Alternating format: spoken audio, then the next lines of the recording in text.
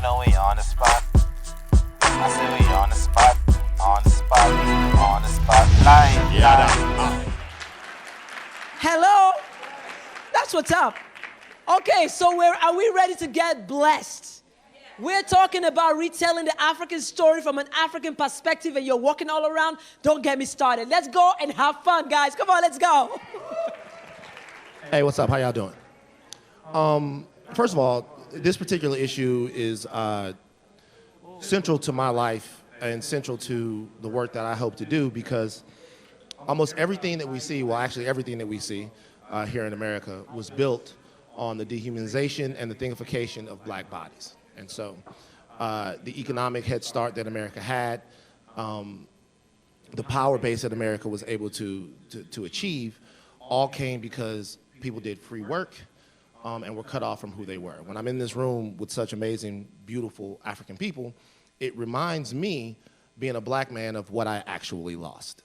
And so the idea of reclaiming that, the idea of reasserting my identity and the humanity that was taken from me is incredibly important. And it's important to do it in a way where we all hugging each other and we can get some money at the same time. So without further ado, that was my part of it. I am going to let our panel introduce ourselves, and then we are going to have some questions to kind of give you guys a blueprint as to how we can come together and do this. I am Van Lathan. This is?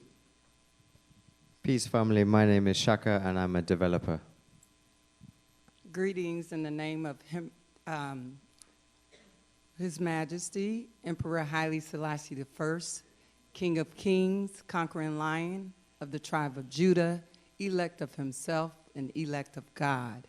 Today is the 89th coronation celebration of Haile Selassie, who was the lineage of the Solomonic lineage, the longest monarchy in the world that existed in Ethiopia. So he reigned from the 225th king. And today is one of the two most sacred days in the Rastafari calendar, his coronation that took place 89 years ago, November 2nd, 1930. So I bring you greetings on behalf of the Rastafari community. I am Dr. Cora Gibson. I'm the daughter of George Gibson, who was the son of Carrie Williams, who was the daughter of Rhoda Parham, who was the daughter of Eliza. And Eliza's mother was Rhoda Gore. I found her this summer, and I also found her deed of sale.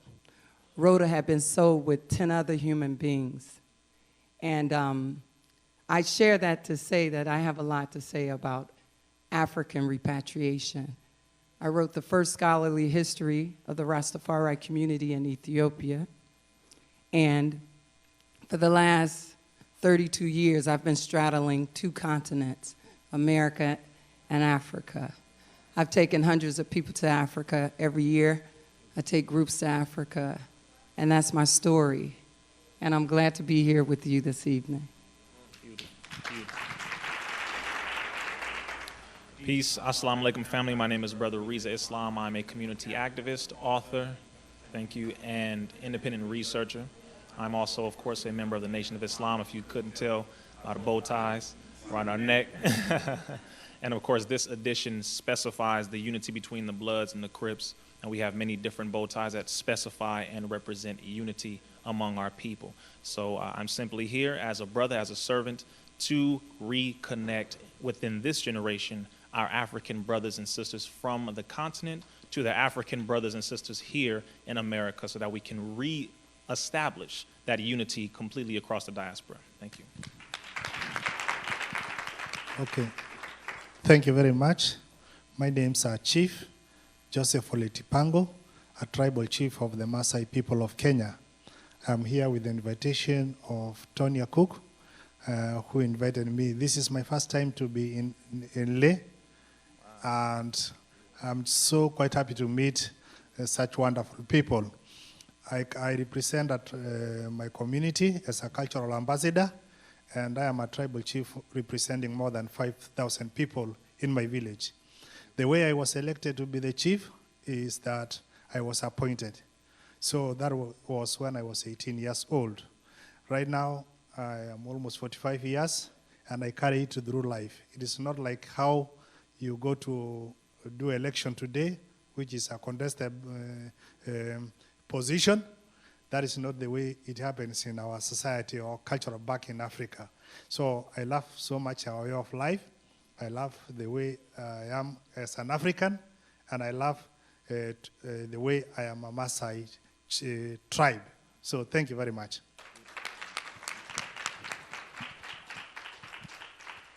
All right, we are going to get right into it.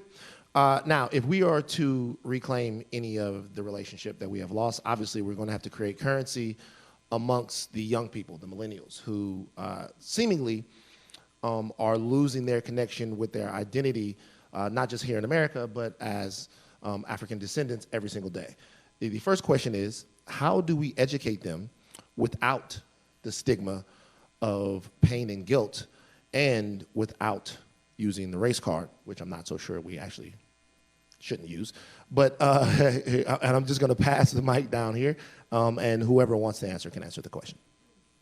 I'll start because I've been in the classroom for the last 29 years. Got one more before I retire next school year. But at the high school level, when I was taking my students to Africa, and I would have students come in my classroom, and I'll never forget, one of my students came in my classroom and he said, "This smells like Africa in here." And I was like, what does that mean? What does Africa smell like? But in his head, if it were like an incense smell, maybe that reminded him of Africa. And I often use that because Africa is almost just the fear of the unknown, like our sister said, Queen said. There's a fear in us. So what I try to teach my children, that even some of my colleagues, we can't teach about Africa when we don't know about Africa. So, and our educators have to be re-educated as well so that we teach Africa. But I do know the beauty of it. When a student know that their teacher can teach them about Africa, it's a whole different level of acceptance of Africa. Because they're really longing to know. They want to know who they are and where they come from. And really, I think that's the task.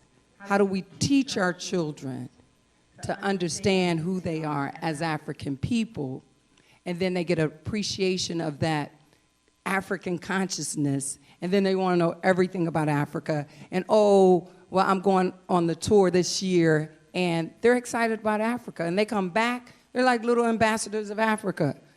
But again, we got to break the fear. Grown-ups too. It's like we've mystified Africa, where it's like, okay, all you have to do is buy your ticket, go to the airport, and you're going to be okay. And it's like, you know, you got to just break that fear and go there. So. Oh, you can clap. Come on, come on, come on. Clap for our sister. We've been lied to a lot about Africa. Okay, we've been told everything from what is it? See, growing up in Compton, they would tell us, "Oh, you African booty scratcher." This is what they would say, right? They would make fun of us and, "Oh, you this and this Africa, oh this." They would make fun of it to destroy our yearning for the connection to Africa because they never wanted us to reconnect. So what we must do, what I would say is stand up and be the example of demonstrating unity with Africa and Africans, our brothers and sisters. Reach out. You have a Facebook right now where you can reach your brother or sister who is in Africa right now. You have an Instagram where you can message one right now. You literally can do that in an instant. But to take it further is, as she was saying, get a plane ticket if you need to do it that way, or go in the inner city. There are brothers and sisters from Africa who are in the inner cities right now. Go find them. There are certain cities, there are certain towns, certain districts within LA that have brothers and sisters from Togo, brothers and sisters from Ghana, brothers and sisters from Zimbabwe, all these different areas. And of course, we have many different ambassadors who have traveled there extensively. So we have to encourage them to reach out. But the only way in this generation, this is the show me generation. We want to see what you're talking about. I want to see that. Okay, Reza, go do it. So if I say, let me show you, I'm sitting with one of our chief brothers here. Look at this. It's a real chief. You do know, I mean, on television, they would make us, this is, look. I mean, you're a real chief, right? This is not a costume. You understand? I'm not being fun. I'm being so serious because this is something that they make to seem, as she was saying, so fictional, like it's not possible. It's absolutely possible, and we have to rejoice and be happy about this and encourage it more. So that's what I would say is show the example, demonstrate it, and demonstrate it over and over again, and it would make the people say, you know what, I want to do that too. Absolutely. Okay, thank you very much. In addition to that, I would like to mention one of four things. One is to accept who you are. If you accept who you are, I think that is a big thing. Number two is whatever you are not able to do, let it go. So, and number three, what I can say is that it's a great thing that we meet here. Create a community way, communal way of doing things. That is unity. Because in Africa, where I come from, and especially from my village, we act and do things in a communal way of life. You don't give your brother to die alone. Find a brother or a sister. Find people you can connect and work with. Find people you can share with. Because one thing I see here is that people can stay in their own rooms and just close themselves there. In Africa, where we come from in our communities, whenever we can interact and visit even our villages, we don't have to make appointments to go there. So just try to break that rule, because I think when we try to work in a capitalism way of life, I think it is pushing us to a corner and bringing a lot of stress. Let us try to embrace communal way of life. And I think by acting that, because in my village, whenever we do a ceremony, like a marriage ceremony, all the women in the village come together to cook together, to celebrate together, to sing together, and even to contribute, to donate together. So, and when we work in that perspective of trying to embrace unity and coming together as brothers and sisters, I think we can achieve a lot. And all this kind of big loads that we put into our heads, into our shoulders, I think when we have a lot of friends around us, they will help us to relieve. In Africa, we have a lot of values that we cherish a lot.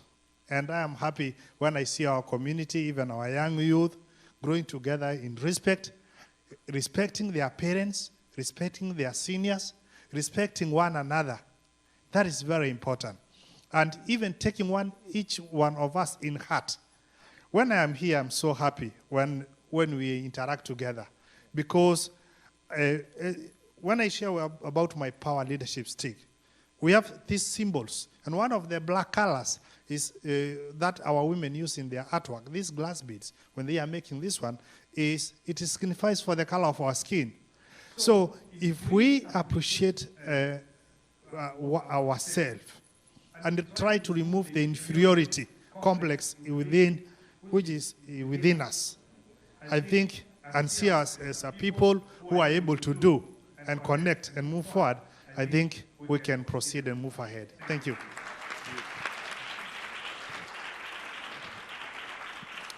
That actually sort of speaks to the next question, and I'm going to open this up to anyone in the room that has thoughts on this. And the reason why I do that is because it's a central question.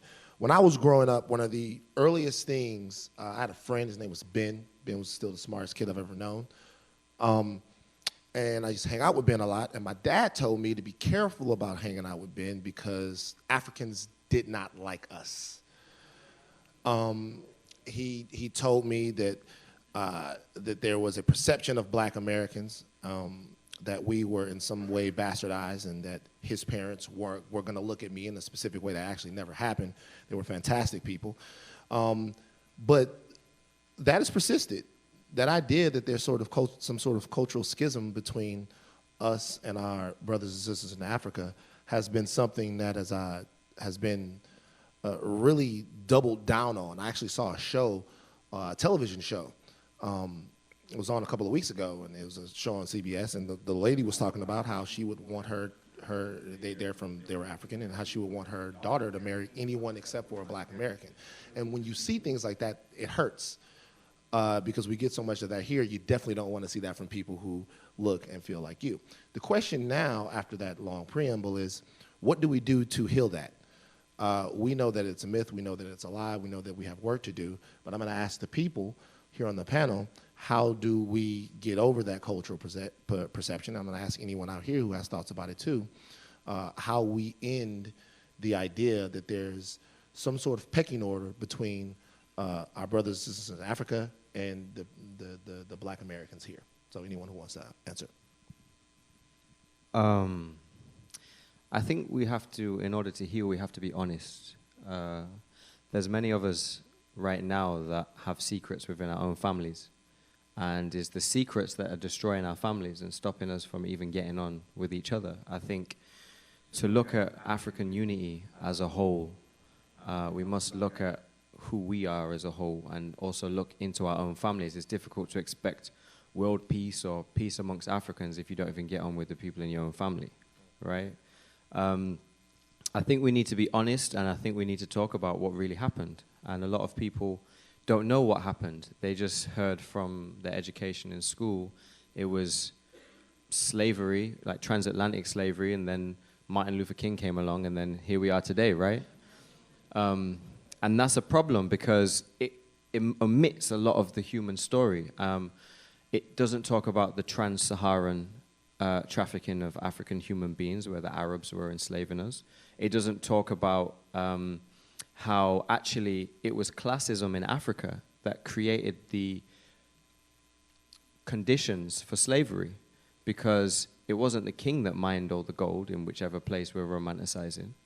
And if it wasn't for these different ethnic groups who had disputes and these territorial, I would say these territorial states, because they weren't countries, if it wasn't for these territorial states not having rivalries, then there wouldn't be prisoners of wars to be able to be sent to the Cape Coast slave castle and to be able to be sent to Goree Island, et cetera, to then be sent across either the Sahara or to be sent across the Atlantic. And so I'm Caribbean, so I have Jamaican, Barbadian, Trinidadian, and St. Vincent heritage. And in the Caribbean, you speak to people in Jamaica and you say, yeah, so you know we're African, right? And they say, no, we're not African. And they'll really, really tell you that they're Jamaican. But what is Jamaican? And what is a African in the rest of the Americas? Well, it's usually somebody who actually is still recovering from a trauma that they know that they were sold by somebody, right? And so this whole stigma of I'm going to go back and I'm going to be rejected comes from the fact that even by our own people, we're still that issue is still not being addressed. I was speaking on a panel in Ghana, in Accra, last year, and I had to somebody came for me. I don't know why they thought in their little minds that they could come for me, but because I wasn't coming at them, they came for me. Because he was, he's a Harvard business graduate or whatever. But he was Ghanaian, and he came for me, because the question was, what should the diaspora do in order to reconnect with Africa? And he came for me and said the diaspora need to humble themselves. There's Africans here with ideas of their own, et cetera, et cetera, et cetera. And I'm not an advocate for African Americans going, or Afro-Brazilians, or Afro-British Caribbeans going to Africa and thinking that they've arrived when they get there, because there's people that live there, and they've lived on that land for a long time. But what I had to say to him was actually, you need to humble yourself and remember the Ghanaian elites and the Nigerian elites and the Senegalese elites that sold people. And that's how I ended up being a Jamaican. And he was like, and he shut up after that. Because the thing is that in order for there to be kings, there needs to be feudalism. In order for there to be feudalism, you need to basically say the land is owned by one family, right? And when I was saying to you before, as in we need to leave Babylon, what I was saying to you is basically this idea that somebody is superior and somebody is inferior based on monarchy or based on imperialism or based on an idea that doesn't make any sense, which is has heavy roots in patriarchy as well.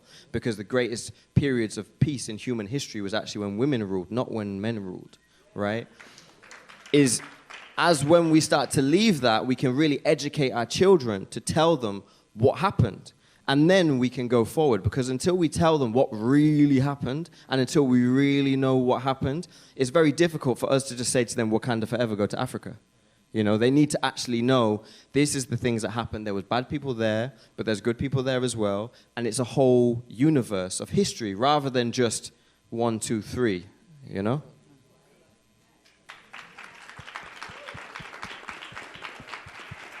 Yeah, thank you for sharing that. In my head, I think the problem with us as African people, we really genuinely do not know who we are. So I'm going to start with that. Because once you know who you are, you reach a level of consciousness, and you know you're African. Like I know I'm African. But I just recounted 6 generations that took me to that descendant. I'm the descendant of that African who is Rhoda Gori, right? So 199 years ago, which is a very short period of time in history. But so many African Americans and other diasporans, they really don't know the time. They're confused with time, A, and they really think that they've transformed into something else within that 200 period short time. Because some of them, I mean, like I have students that genuinely, they don't know their grandmother's name. So for me here to go back 6 generations, but that was work to reach there. I mean, I have a DNA report, so I know, okay, I'm 80% African, right? But even before I knew that percent of my DNA, I had a consciousness that I had risen to understand that I'm an African person. So I don't know if it were just in my collective memory of, say, my family, or what made me different, because even my siblings, they've never made it to Africa. You know, I'm of the 200 years, I'm the one that returned to Africa physically. But again, that's consciousness to reach, say, I'm African, so I'm not confused with who I am. But until we all can reach that level of understanding, then there's the confusion. So there's a mass confusion on both sides, the ignorance, those from the continent and those of the diaspora, because we don't know who we are as a people, right? And in that notion, once we arrive at like, okay, we're African people, I think it will stop, because I don't know if you guys keep up with Twitter world, but there's a big confusion now of those that are ADOS. Do you even know the term ADOS? African descendant of slavery. Already that's a problem with the term because, again, anyway. But it's a real argument. But unfortunately, you know, we had kind of we're reaching a level of Pan-Africanism now to see in 2019, and I'm reading people who really believe that there's an active war between diaspora and Africans from the continent, and it's so foolish.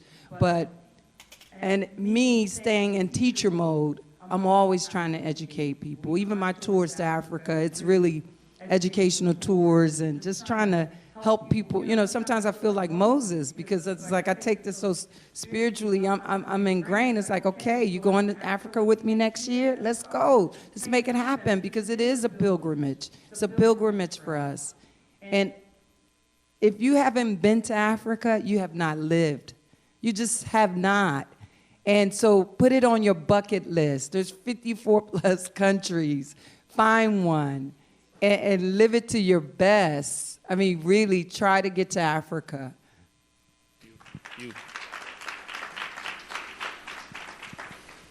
Most Honorable Elijah Muhammad says that we must accept our own and be ourselves. Period, period, period. we get a little tied up on labels and descriptions of the same people. So somebody will say, I'm a Moor. Somebody will say, I'm an Israelite. Someone else will say, I'm an African. Someone else will say, I'm an original person. Someone else will say, I'm black. Okay, listen, we all the same people. Different areas, different conditions, different times. But we are the same people. My bloodline traces to the Cape Verdean islands of West Africa. Okay, but still, I'm a black man from Compton. So I have to claim this entire experience, and then I can connect this entire experience. That's number one. Number two, we have to stop listening to the same group or to the same mentality holding people who colonized us completely. We have to stop taking advice from them, stop listening to the lies in their his story books, stop paying attention to their version of what happened to us. We didn't land here in 1619 as they said. 1555 is when the first slave ship was recorded in Jamestown, Virginia. 1555, according to the Library of Congress. Prior to that, yes, some of our people were here doing business and trade for thousands of years. So again, we've been all across this planet for thousands upon thousands, and some will say hundreds of thousands, others will say millions, even some will say trillions of years. The point is that we are but one people. So to the question, how do we do it? How do we get the younger generation to come into this? How do we bring this information to them? Yes, we must establish a thorough knowledge of ourselves, but we cannot do it in a divisive manner. Do you understand what I'm saying? Not, we're African, but you are, or I'm this, but you are not. No, because this generation doesn't understand that. They're so thoroughly ingrained in the fact of, okay, I'm a black man or woman from here, or I'm this from here, that when you just throw African at them, we have been hit with so much psychological strategy in such a demonic way, from movies to tell lie vision programming us visually by telling us lies, to our schooling system, to the books, to Twitter, Instagram, Facebook, YouTube. They put so much in front of us every day, every single time we scroll, to where we are now programming ourselves. They've done this very, very, very strategically. So it is an onion that has to be peeled back. And I'm saying this specifically to the elders who sometimes you may get frustrated with this generation. Understand that we have been under mental attack heavily. So a level of love and patience have to be paramount among anything else.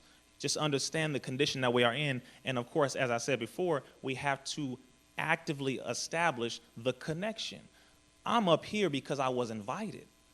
I was invited and I said, the Hollywood African Prestigious Awards, I'm cool. After you said African, I'm cool. You said Hollywood, I'm like, yeah, that's right up the street.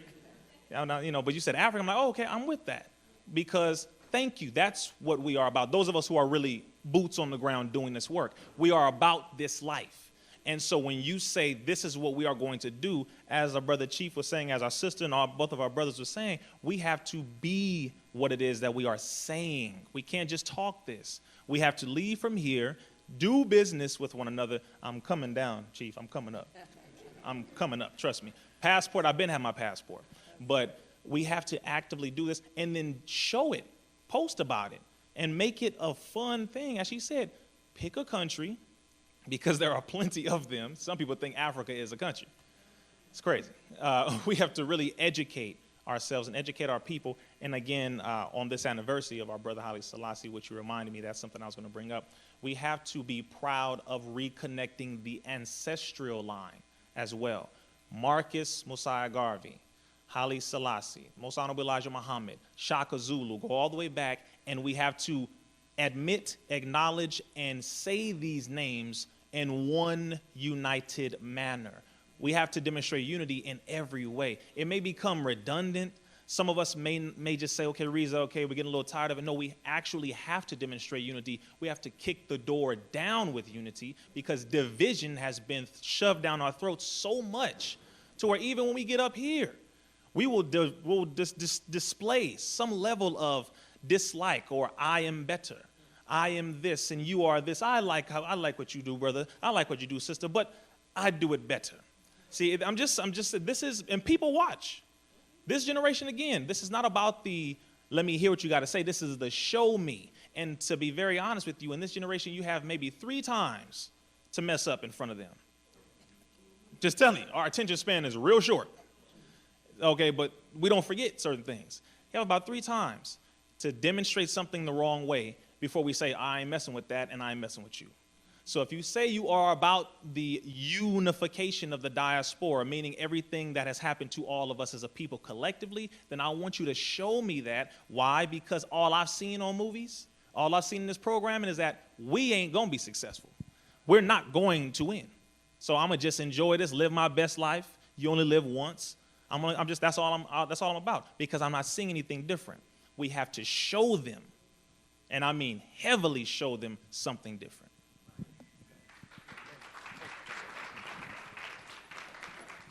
Yeah, let me just, in addition to what my brother have just said, that what we are discussing today is stories of what happened.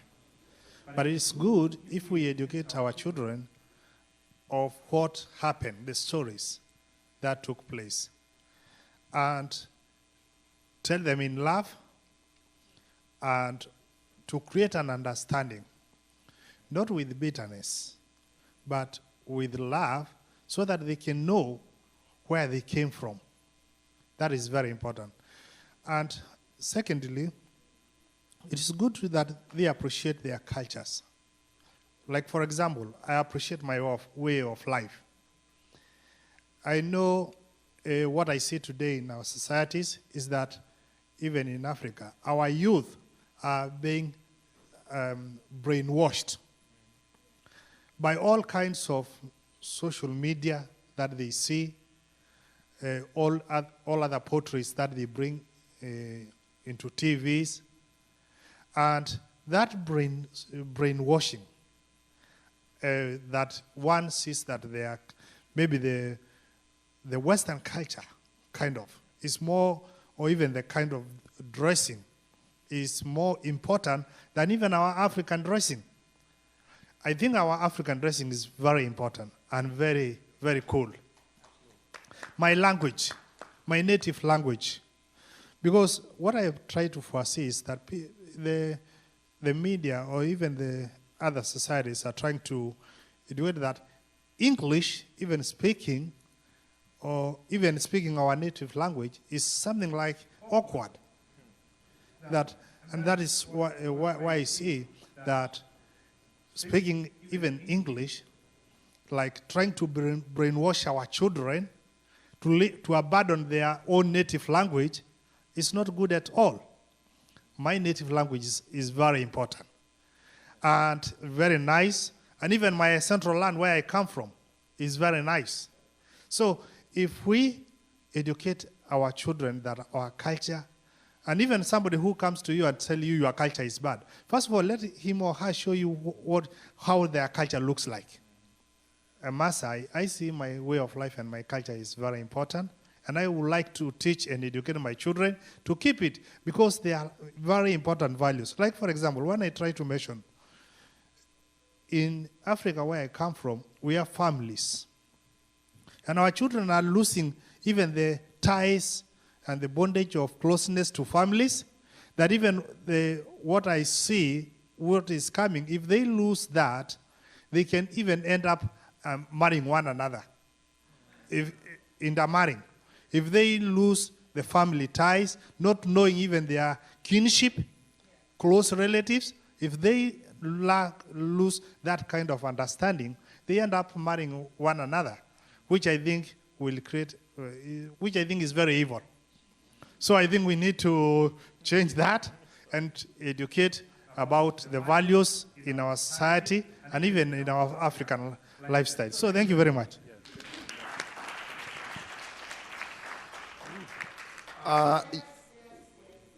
Yes, ma'am.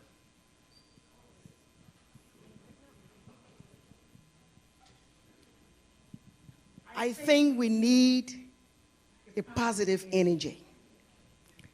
We are already connected. There's so much love. Let's enhance that love. And let the past be the past.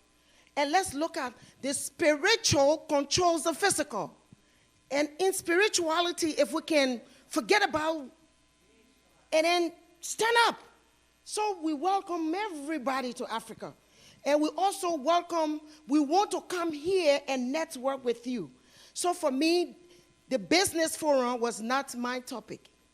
The Liberian ambassador to the United States asked me to proxy. This is my area. And so I want to bring in an energy. With the permission of HAPA, let me bring in an energy that we can connect. And that energy, do ya la waka kage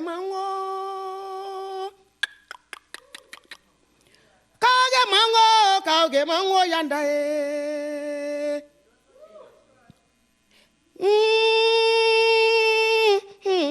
Africa, jango ye, kapa no agapagulie.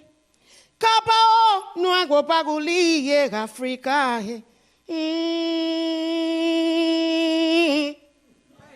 Africa, hey, Africa. Jeremango, mama ela nima, manwe. Jeremango, mama no Africa. Africa.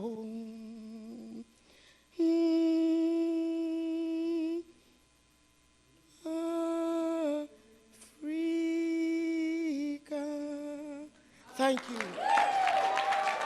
Thank you.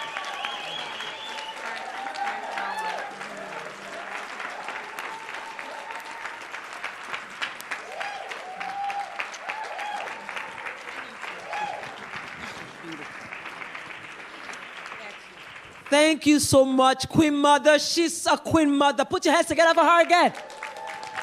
We're not taking over. We're still out here. But what we want is that positive energy, you know. We're talking about Africans. I'm an African, and I am proud, just like sitting on top of the cloud. All African people, we are strong. You know what I'm saying? Yes, I was sitting here and I was feeling a little bit down. I was like, you know what? I don't want to talk about me being pressed down because I am an African. I came in, I formed a business, $1 million businesses. We have people sitting out here that have $1 million companies. Let's empower each other. Let's go out there and say, 400 years later on, we're doing good. We are doing good. That's what I want to hear. That's what I'm sure a lot of you want to hear about that. And if you have questions, come to Africans. We are Africans. And you know what? Somebody said, as Peter Torch, no matter whether you're black, as far as you're a black man, you're what? You are an African. And be proud of yourself. You know what? There's a lot of things that we got to talk about, like telling our stories to our children, empowering ourselves, and looking at ourselves and saying, listen, if they can do it, you can do better. If you got a bachelor's degree, you got a PhD. I'm an African that came from the ghetto. And I came back here and I formed the company and I have Americans and I have other people from all over the world working for me, but I'm an African. So you know what? Let's stop the thoughts of being down because we're not down. We have been liberated and we're going to give it back to the panel to take it up from there. I enjoyed you, brother, because he said something and I'm like, yeah, he started from somewhere. Something happened. We have to look within ourselves to say, what happened? How did this start? We just didn't get here. Something happened back home. Let's agree to that, and then let's heal. I'll give it back to you guys. Woo. I like going to church. So, to that point, I'll pivot a little bit. I was going to ask something different, but we have a bunch of great minds on the panel. How do we heal? What if you know, the four of you guys had sort of one way that you would bring things together, heal, move forward in positivity, in coalition building, what do you think that looks like for us as people? I think it looks like economic success. And I say this to say that I'm an entrepreneur, business owner. I have 2 orphanages that I fund and support in DR Congo.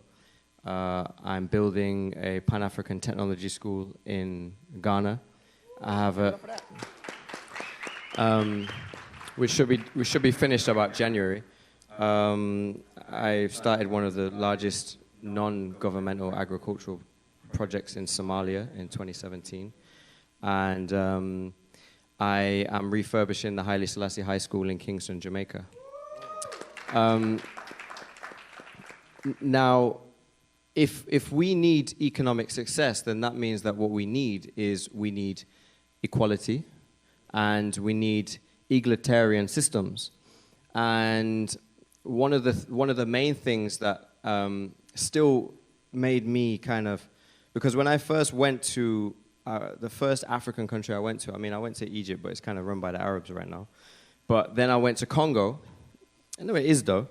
And then I went to Congo, and then I was like, how is it all these people in the streets and all these people in the ghetto, and then these people in palaces, big-ass houses, like driving $200,000, $300,000 cars and never go to the ghetto. So I'm in the ghetto, and I was asking them about their elites, and they was like, yeah, they don't come down here.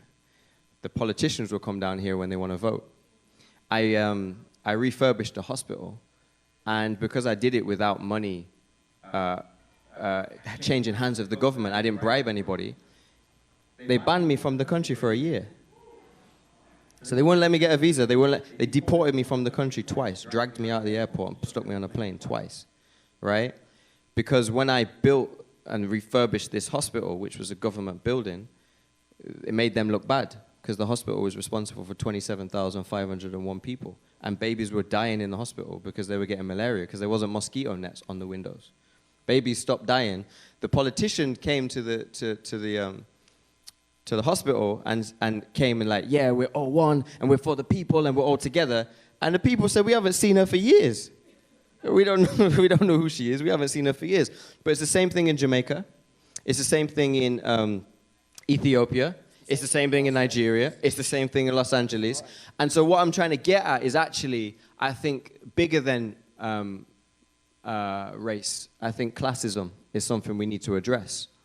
Because how is it that, you know, we're talking about returning to Ghana, and I'm part of the movement, and I'm taking people to Ghana, but yet there's still 60,000 homeless kids in Ghana that get driven past every single day, and people are talking about come to Africa, but the same people in Ghana don't even get the experience that the people that they're saying to come to Africa would get, right? And so there's a hypocrisy within that, and I think that that's bigger than race, that's bigger than man and woman, though men are kind of heavy at the forefront with the business owners, the people who run the countries, and the preachers telling you about this idea of perfection, when the reality is that most of the people on the earth, because there's more babies being born every single day, we have a positive output on the world right now that is rather than negative. So in Africa, by 2030, there will be 1.5 billion people, right? In the same time period, there'll be about 1.1 African people in the diaspora, right? So that's 2.6 billion black people, African people globally. But the craziest thing, if I just reel off some statistics, is that out of the 26, should I say, most impoverished countries in the world, 24 of them are in Africa, right? And right now, 1.3 billion people live on less than $1.25 a day, and 3 billion people live on less than $2.50 a day, right? So unless we are doing business in Africa and making sure that the street kids are being looked after, the sex workers, the people who are essentially working in fields to make sure that we can have our sugar, we can have our cotton, and we can, because the plantations didn't stop. That was the other thing. When I was studying my history, my name is Shaka after King Shaka Zulu in South Africa. And when I was studying the history and I saw what the British did and the Dutch did, and they came and they turned all of the Zulu land into sugarcane plantations, those plantations are still there. And they're still owned by the same people, right? But the same thing is happening in Ghana. The same thing is happening. I'm not saying, what I'm saying is, I'm not saying this to be like a downer on the situation, but I'm saying in the ghettos, it's still going on. And unless we go into the ghettos and make sure that those are the people that we are representing first, especially the children, especially the black women, dark-skinned women as well, because colorism is a big problem in Africa right now today, then I think we're selling people a dream, right? And what we don't want to do is we don't want to do the same thing that we did again and again and again and again and again, right? And until we know the context and the conditionalities, we'll be culpable, complicit, and compliant with all of these things if we keep basically lying to people. Because I'll end here. I was in the Haile Selassie High School, and this is in Kingston, Jamaica, like not that far from the coast of Miami. And this is the school that Emperor Haile Selassie, during his visit to Jamaica in 1966, paid for with gold bars. And the school has been open since 1969. How many people do you think have gone down and helped out this school? The school has 1,049 students in right now. 1,049 students in this school, and no significant structural work has been done on this school in 50 years since Haile Selassie built it, right? I'm in the school, and 4 of our children were killed from December until May, when I was completing a library. Because back to what I was saying about how do you educate the youth. I was like, well, they don't have a library because the roof has been leaking for 3 years. So let me build them a library. So we got together some money from people in the diaspora, and I put my own money into it, and we built them a library, and we got them state-of-the-art touchscreen computers and we made it a really beautiful interactive library. It's the only room in the school with proper AC and fans and lights and stuff, right? And I'm building this, and the whole time I'm building this, I'm sitting in the school, I'm hearing gunshots, gunshots, gunshots, gunshots. And I'm like, hang on, so what about the people uptown? Why did they never come down? Why am I coming all the way from the UK and from Congo to come and fix up this school? And 4 of our kids were murdered between December and May. And the Minister of Education came down to the school, not because the kids were murdered, because he hadn't been there for years. He came down to the school because I fixed the library, and it was bringing an international platform to the school, right? So I think we must be honest in all of the countries that we work in, because in Congo and in some of the other countries that I've worked in, none of the elites or the heads of state or the rich business people come down and support the people properly, because they're trying to keep this level of privilege. They're trying to keep this idea that the money that they earned wasn't based on the rural people. The money that they earned wasn't based on the hard work of the people who have been raped and killed and mutilated every time there's a genocide, because they mismanage the country so that they can keep sending resources out to the IMF, the World Bank, the UN, etc., etc., etc. And that, for me, really hurts my feelings when I keep seeing the same things happening. And the only way that we can stop these things from happening is if we actually believe that we're equal. Like we actually, not we are all one, but we actually go down to the hood. Like I know the brothers in the hood working, like we go down to the hood, we sit down with the people and we say, I have privilege, what is it that you need from me, right? How do I keep this equal, and how do I live in this hood? Not how do I come to the hood from my big house every now and again to make you feel like you've arrived, right? Because that is something that has been going on for centuries. And if we are going to avoid what happened with the Roman Empire and the Greek Empire and Mesopotamia, and I wouldn't say Kemet, that was a bit different, but now this American military industrial complex and the British Empire and the German Empire and the Vatican, etc., who we have been casualties of, and the empires in Arabia, how is it that we now move forward? And let's not exclude the Asante Kingdom, and let's not exclude Songhai and Timbuktu, and let's not exclude King Shaka Zulu, because when I was studying Shaka Zulu, he killed a lot of people, right? Regardless of what, he was one of the greatest military leaders in human history, right? But he killed a lot of people, right? So are we going to be able to move forward positively and make sure that people are now seen as equal, or are we going to keep doing the same All right, real quick. We gotta go quick. We only got about 5 minutes left because Shaka took up all y'all time. But but real quick, we literally have a minute and a half, 2 minutes, maybe each for each speaker. All right. I wanted to share that there's a book called The Millionaire Next Door, and it talked about how teachers are basically a large group of those people. 15 years ago, I made my first million. And I am looking forward to retiring next year, 30 years of service in the classroom. And I will retire on Glory Island. And I tell people it is in Africa that I will make my millions. I am going to become very wealthy. And within saying that, I mean, I'm Rasta. Some people think when you struggle on behalf of your people that you're supposed to be poor.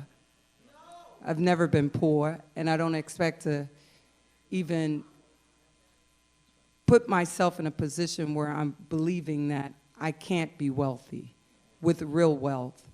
And I just wanted to share that because, again, you know, there's a perception that when you're struggling for the people, people think you're supposed to be poor. But I'm so excited that I've ended my career in America so that, as I said, I've straddled Africa and America. I've done it successfully, 32 years.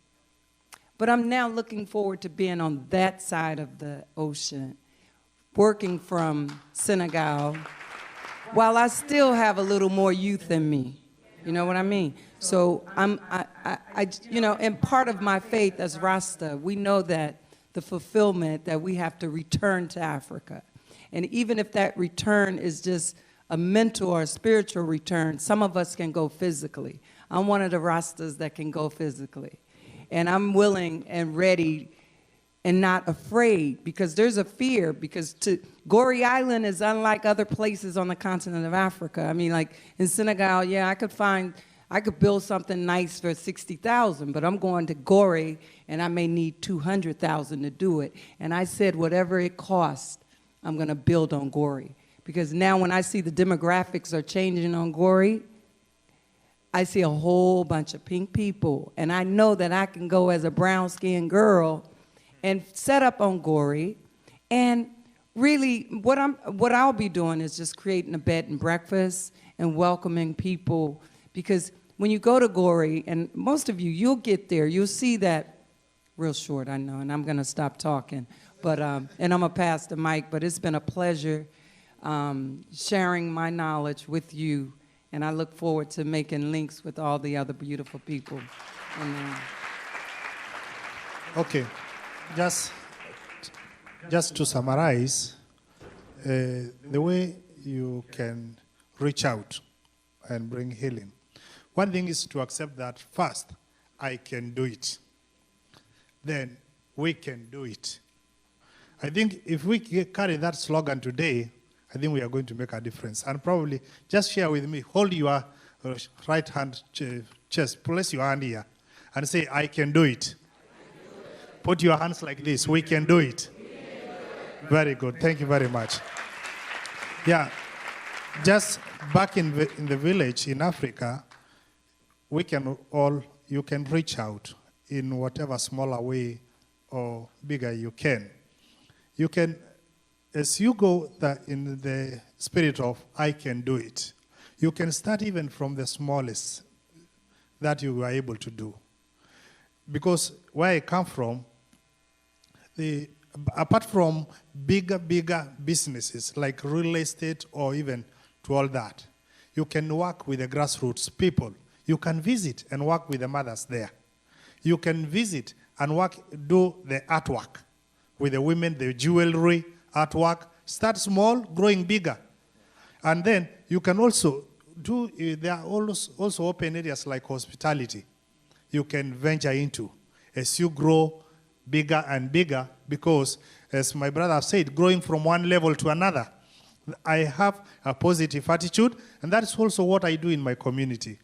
As apart from giving my people the guidance and leadership skills, what I've been able to achieve for my village is that I've been able, with the networking here from brothers and sisters, with the non-profits, we have been able to put wells in my village, and buy water systems, storage water tanks, which I think you can also do just to empower our women. I've also been able to build a school dormitory for our girls, just to be able to empower them and to give them a voice. So that is also part of what I'm here, trying to make connections. If you like to reach out, we can meet at this, maybe at the end of this one. And thank you very much, and welcome to Africa.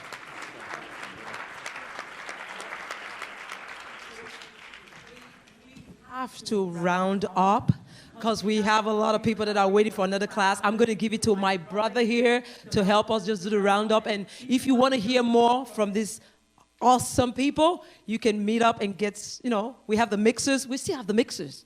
You guys can see network, okay? So please, I'm going to give it to him to help us round up. Thank you. I think you guys got a lot of information. I think you heard a lot of diverse opinions on where we go from here. What I am going to do, I'm going to round it up, but I'm going to let Riza just quickly. All right? I'm gonna let Riza do his thing, and then we out of here. We did not begin in slavery. We began in royalty. Between our 400 to 6,000 year Holocaust, we are now returning back to where we began in a new fashion, 2019 and beyond, with all of the things that we have gone through as a people being destroyed completely all across the planet. We are still here, which demonstrates that we have the power to become resurrected as we are becoming resurrected, to reconnect, reestablish, and turn back into the young gods, if you will, spiritual people that we are, and we will take control in a righteous manner over what we have as authority, which is this planet.